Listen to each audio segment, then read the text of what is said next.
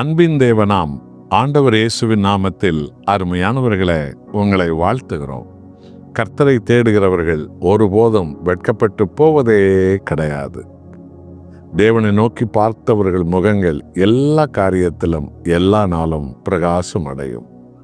அனுதினமும் வேதத்தை வாஞ்சியோடு வாசியுங்கள். கிறிஸ்து இயேசுவினுடைய கரம் உங்கள் மேல் இருப்பதை உங்கள் அடையாளங்களிலே காண்பீர்கள். எல்லாவற்றுக்கும் தேவ சமூகத்தை நோக்கி ஜெபியுங்கள். உங்களுக்காக திறந்த வாசலை கர்த்தர் வைத்திருப்பதை நீங்கள் காண்பீர்கள். சங்கீதம் 28ஆம் சங்கீதத்தில் 9வது வசனத்தை வாசித்து பாருங்கள். தாவீது இப்படியாக தேவ மகத்துவத்தை சொல்லுகிறார். சங்கீதம் 28:9. தேவரீர் உமது ஜனத்தை ரட்சித்து உமது சுதந்திரத்தை ஆசீர்வதியும்.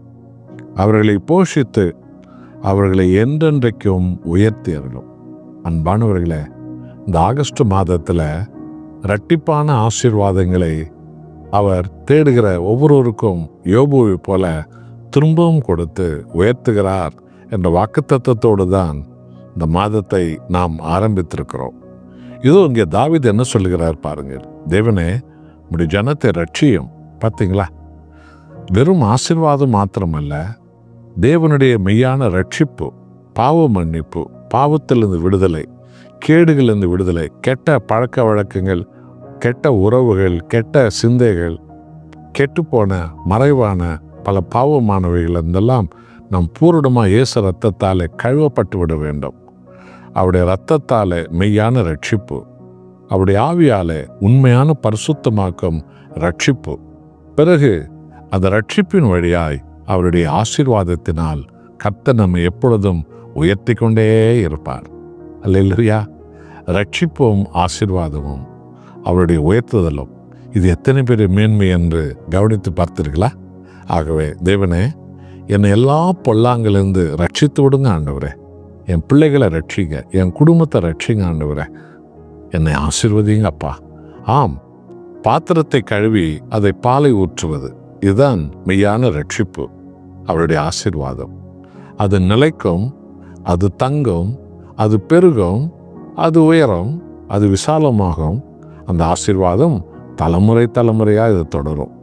அதோடு மாத்திரமல்ல, கர்த்தராகிய இயேசுவை முழு உள்ளத்தோடு தேடி தேடி அவரை உயர்த்த உயர்த்த, அவருடைய நாமத்தை மகிமைப்படுத்தி நம்ம வாழ வாழ, இயேசுவின் நாமம் எல்லா இடத்திலும் எல்லா சூழ்நிலையிலும் நம்ம உயர்த்தி கொண்டே வரும்.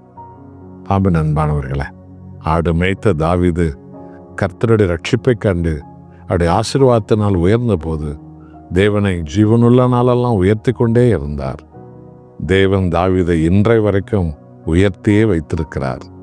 என் அன்பானவர்களே, இப்படிப்பட்ட மேன்மையை தேவன் தானே உங்கள் வாழ்வில் தருவார். ஒப்பு கொடுப்போமா? நாம் ஜெபம் செய்வோம். அன்புள்ள ஆண்டவரே, நீர் எங்களை ரட்சிக்கிற தேவன், பிறகு எங்களை ஆசீர்வதிக்கிற தேவன். அந்த ஆசீர்வாதத்தில் தலைமுறை தலைமுறையாக எங்களை உயர்த்துகிற தேவன்.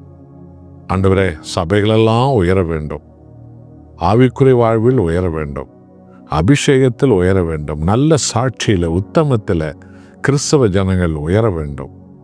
ஆண்டவரே, உமது ரட்சிப்பினால எல்லாரையும் போர்த்தி கொள்ளும். இந்தியாவுக்கு இன்றைக்கு தேவை ரட்சிப்பு தான்.